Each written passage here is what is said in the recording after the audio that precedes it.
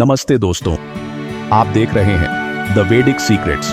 आज की कथा रावण के जीवन का एक ऐसा अध्याय है जो शायद कम जाना गया, लेकिन उसी ने उसका भविष्य लिख दिया।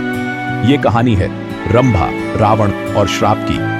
रंभा स्वर्ग की सबसे सुंदर अप्सराओं में से एक, नृत्य, संगीत और सौंदर्य की देवी। लेकिन वो केवल अप्सरा नहीं थी, वो कुबेर के पुत्र नल कुबेर की पत्नी थी, पवित्र और सम्माननीय।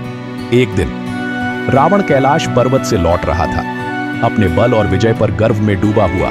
तभी उसकी दृष्टि पड़ी रंभा पर। उसने रंभा को अकेले देखा और उसके मन में उत्पन्न हुई वासना।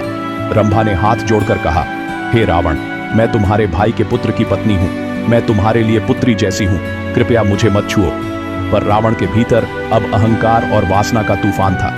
उसने कुछ न सुना और कर डाला बलपूर्वक रंभा का शील भंग। जब नल कुबेर को यह अपमानजनक समाचार मिला, वो कांप उठा।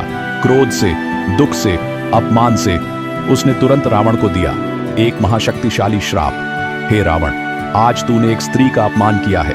अब से यदि तू किसी स्त्री को उसकी इच्छा के विरुद्ध स्पर्श करेगा तो तेरा सिर फट जाएगा और तू उसी क्षण मृत्यु को प्राप्त होगा। और यही था वो श्राप जिसने सीता माता को रावण से बचाया। रावण चाहता था उन्हें पा लेना, पर वो जानता था एक स्पर्श और उसका अंत निश्चित है।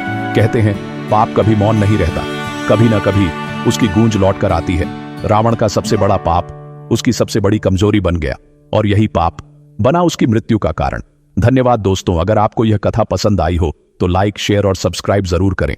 हम फिर मिलेंगे एक और रहस्यमयी कथा के साथ, केवल द वैदिक सीक्रेट्स पर।